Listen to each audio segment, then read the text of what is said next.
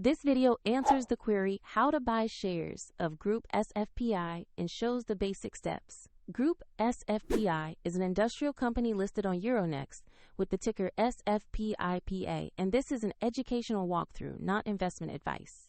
To buy shares, you need a brokerage account.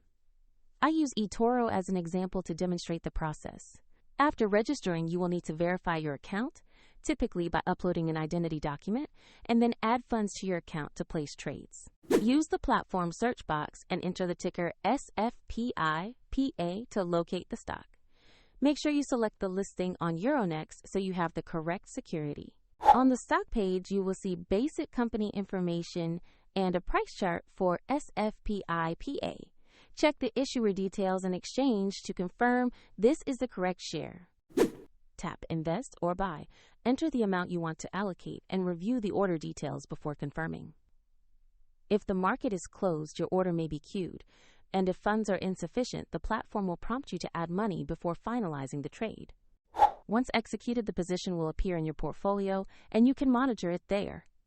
For convenience, the example link to eToro is provided in the description below.